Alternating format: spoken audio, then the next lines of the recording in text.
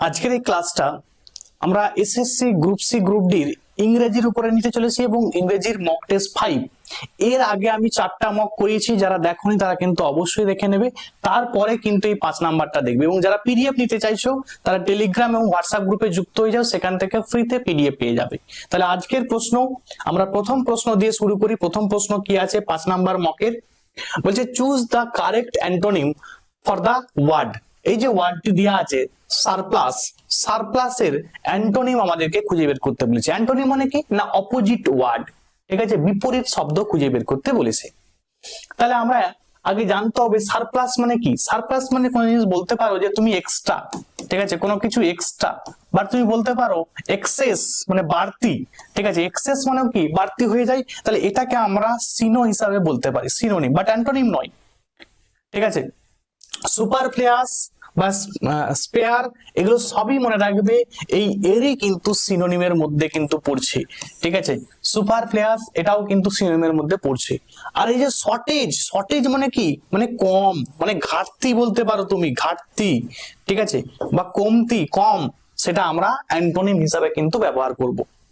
Next প্রশ্ন আমরা দেখে নিই কি আছে। নেক্সট প্রশ্ন বলছে ডিলিট অল আননেসেসারি ওয়ার্ডস। তাহলে এখানের মধ্যে যে আননেসেসারি শব্দগুলি আছে সেগুলোকে ডিলিট করতে বলেছে। মানে তোমাকে এখানে দেখতে হবে প্রথম সেন্টেন্সটি কি লিখেছে, the actress was playing the role of the evil villain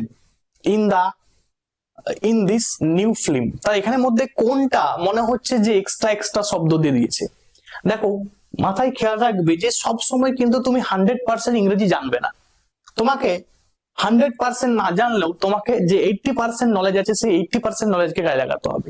আমি দেখো এই যে সেন্টেন্সটা পড়ে আমি একটা জিনিস দেখলাম যে এখানে ইভিল আছে, তারপরে আবার এখানে ভিলেন আছে। যে ইভিল সেই তো ভিলেন, তাই তো। তাহলে এই যে ইভিল এবং ভিলেন এই দুটো শব্দটা কি হয়ে গেল, সুপারফ্লুয়াস হয়ে গেল না, ঠিক আছে। এটা কি না এটা সুপারফ্লুয়াস হয়ে গেল, ঠিক আছে, সুপারফ্লুয়াস হয়ে গেল। তাহলে যখন সুপারফ্লুয়াস কোনো কিছু হয়ে যাচ্ছে মানে এটা হলে ভিলেন হবে নালে ইভিল হবে। তাহলে আমার একটা দরকার নেই, আমার একটা বাড়তি শব্দ দেওয়া আছে, তাই তো, এক্সট্রা শব্দ দেওয়া আছে, তাহলে আমি ওটাকে কেটে বাদ দিলাম। তাহলে ইভিল অথবা ভিলেনের মধ্যে যে কোনো একটা আমি রাখবো। তাহলে আমি দেখি কোথায় কোথায় কি আছে। দেখো এখানে ইভিল এবং ভিলেন আছে, তাহলে এটা কাটবো, এই সেন্টেন্সটা কোনো মতেই হবে না। পরে দেখো আবার আছে, দেখো ইভিল আছে ভিলেন আছে, দুটোকে আমি আবার কাটবো। তারপরে দেখো এখানে শুধু ভিলেন দিয়ে আছে, বাকি কিন্তু কিছু দেওয়া নেই। তাহলে এটা হতে পারে, আমি এখন ঠিক নয়, ঠিক আছে, এক্সাক্ট বলতে পারবো না। দেখো এখানে ইভিল আছে, এখানেও ভিলেন আছে, তাহলে এটাও আমি কাটবো। অপশন সি আমার সঠিক উত্তর হয়ে গেল। আমি এটা কি করলাম, ঠিক আছে, আমি কি আছে না আছে আমি বুঝলাম না, কিন্তু আমি সেখানে খুঁজে বের করলাম যে কিছু কিছু শব্দ এমন দেয়া ছিল যেটা এক্সট্রা দেয়া ছিল, একটা প্রয়োজন ছিল না। ইভিল থাকলেই তো ভিলেন হয়ে গেল, ভিলেনের রোল মানে ইভিলের রোল, তাই তো। তাহলে এটা প্রয়োজন ছিল না, তাহলে আমি এটাকে কাটলে কিন্তু অটোমেটিক্যালি আমার হয়ে গেল, কেটে গেল। এবারে দেখো কিছু জিনিস আছে, যেমন the actress was playing the role villain in this new film. এবারে মনে হচ্ছে স্যার এই যে দা রোলটা আউট হয়ে গেল কেন। দেখো ভিলেনের একটা তো রোলই হয় না, তাহলে সেখানে আলাদা করে দা রোল লেখার প্রয়োজন আছে নেই, এই জন্য কিন্তু এখানে লেখা হয়নি, দেখে নাও, ঠিক আছে। পরের কোশ্চেন আমরা দেখে নিই কি আছে। বলছে one who acquire a bad name, যে একটা ব্যাড নেম অ্যাকোয়ার করেছে তাকে আমরা কি বলবো। দেখো ফেমাস কাকে বলা হয়, ঠিক আছে, ধরো কেউ কারো কোনো ভালো কাজের জন্য যে বিখ্যাত, ঠিক আছে, অনেকে খারাপ কাজের জন্য বিখ্যাত হচ্ছে, সেখানে কিন্তু আমরা ইনফেমাস বলবো। যে খারাপ কাজের জন্য বিখ্যাত তাকে ইনফেমাস বলবো। আচ্ছা যে ভালো কাজের জন্য বিখ্যাত তাকে আমরা কিন্তু ফেমাস বলবো। ইভিল মানে বুঝতে পারছো, তাহলে ইভিল তো হবেই না, এখানে নটোরাস। এইটাই কিন্তু অপশন সি কিন্তু এখানে সঠিক উত্তর হয়ে যাবে, যে one who acquire a bad name তাকে আমরা কি বলবো, নটোরাস, নটোরিয়াস। আচ্ছা next, find the antonym of the word dash mitigate. Mitigate করা, ঠিক আছে, মিটিগেট করা বা কোনো কিছুকে রিডিউস করা, ঠিক আছে, রিডিউস করা বা কোনো কিছুকে কমিয়ে দেওয়া, কমিয়ে দেওয়া। তাহলে এটার হচ্ছে কি চেয়েছে, অ্যান্টোনিম চেয়েছে। অ্যান্টোনিম মানে বিপরীত শব্দ চেয়েছে।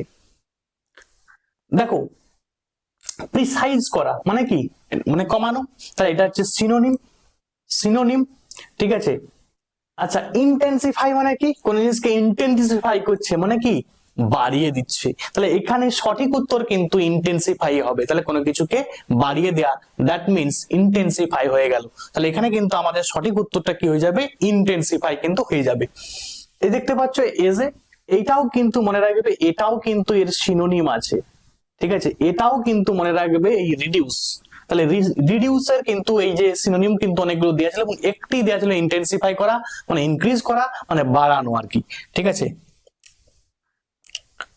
নেক্সট বলছে that which is not permissible. তাহলে কোনো কিছু যদি পারমিসেবল না থাকে তখন আমরা তাকে কি বলবো, তাকে আমরা বলবো প্রহিবিটেড, ঠিক আছে। প্রহিবিটেড, রং তো হবে না, ইভিল হবে না, ইমপারমানেন্ট মানে যেটা পার্মানেন্ট নয়, ঠিক আছে, যেটা চিরস্থায়ী নয়, মানে যেটাকে আমরা ক্ষণস্থায়ী বলি আর কি, ক্ষণস্থায়ী, ক্ষণস্থায়ী, তাহলে এটা তো হবে না। তাহলে এখানে আমরা দেখলাম প্রহিবিটেডটাই কিন্তু সঠিক উত্তর হয়ে যাবে। নেক্সট আমরা প্রশ্ন কি আছে দেখে নিই। বলছে he was admitted dash the best hospital in the city. তাহলে হি ওয়াজ অ্যাডমিটেড, দেখো কিছু অ্যাপ্রোপ্রিয়েট প্রিপোজিশন হয়, অ্যাডমিটেড এর পরে কিন্তু সবসময় অ্যাডমিটেড টু হয়, ঠিক আছে, অ্যাডমিটেড টু, অ্যাক্সেস টু, মানে এই যে আমি তোমাদের করে দিব প্রিপোজিশন, দেখবে অ্যাপ্রোপ্রিয়েট প্রিপোজিশন কিছু আছে, আমি সেগুলো কিন্তু করিয়ে দেবো তোমাদের, কিন্তু তাহলে আর প্রবলেম হবে না আশা করছি। আচ্ছা নেক্সট আমরা দেখে নিই কি আছে। বলছে I have written the letter dash reading. যখন এই যে রেডিং কালারের কথা বলে দিয়েছে, এখানে কিন্তু কেউ বাই করতে যাবে না। এখন আমরা দেখে নিই যে থ্রু তো হবে না, ঠিক আছে, এখানে কিন্তু অনেকে বাই করে দিবে না, বাই কিন্তু করবে না, বা উইথ করে দিবে, ঠিক আছে।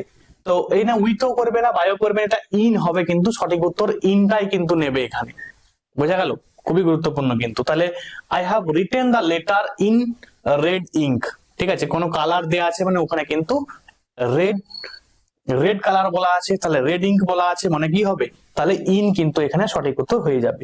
নেক্সট প্রশ্ন বলছে after a prolonged suffering he passed away.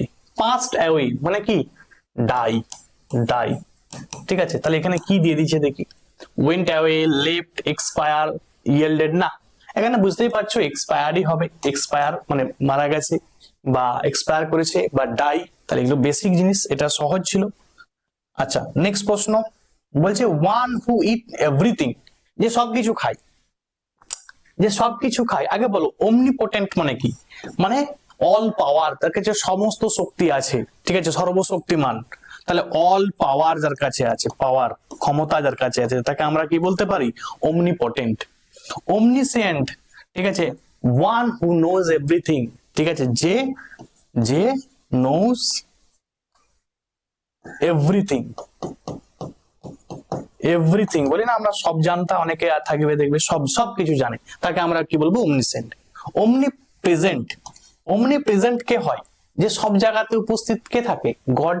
তাহলে omnipresent মানে যে সব জায়গাতে প্রেজেন্ট, তাহলে আমরা তাকে গড কে বলতে পারি omnipresent। omnivorous, omni মানেই কিন্তু মনে রাখবে অল, তাহলে omnivorous, omni মানে সব, ভোরাস মানে যে খাই সব, ঠিক আছে, যে সবকিছু খাই তাকে আমরা কি বলবো, omnivorous বলে দেবো।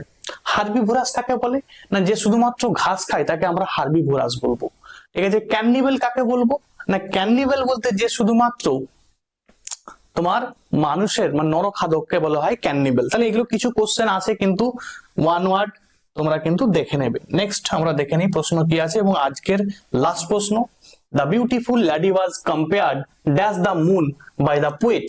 তাহলে এখানে একটু ভালো করে জানতে হবে, এটা পরীক্ষায় কিন্তু খুবই গুরুত্বপূর্ণ। দেখো কম্পেয়ার্ড উইথ একটা হয়, কম্পেয়ার্ড টু একটা হয়, মন দিয়ে শুনবে, কম্পেয়ার্ড, কম্পেয়ার্ড উইথও হয়, আবার কম্পেয়ার্ড, কম্পেয়ার্ড টুও হয়।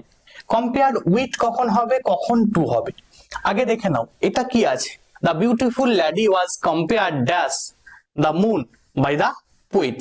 তাহলে এখানে মনে রাখবে কি হবে না, এখানে দেখো আগে দেখতে হবে যে এই যে বিউটিফুল ল্যাডিকে, ঠিক আছে, বিউটিফুল ল্যাডিকে কার সঙ্গে তুলনা করা হয়েছে না, এখানে তুলনা করা হয়েছে মুনের সঙ্গে। তাহলে কি এইটা একই জাতীয় জিনিসের মধ্যে কি তুলনা হয়েছে, না, একই জাতীয় জিনিসের মধ্যে কিন্তু তুলনা হয়নি। আর যদি একই জাতীয় জিনিসের মধ্যে তুলনা না হয় তখন আমরা কি ব্যবহার করব, তখন কিন্তু আমরা টু ব্যবহার করব। আর যদি একই জাতীয় জিনিসের মধ্যে তুলনা হয় তখন আমরা কিন্তু উইথ ব্যবহার করব। তাহলে মন দিয়ে শোনা নাও, একই জাতীয় জিনিস, ঠিক আছে, একই জাতীয় জিনিসের মধ্যে যদি তুলনা হয় তখন আমরা কিন্তু কম্পেয়ার উইথ করব।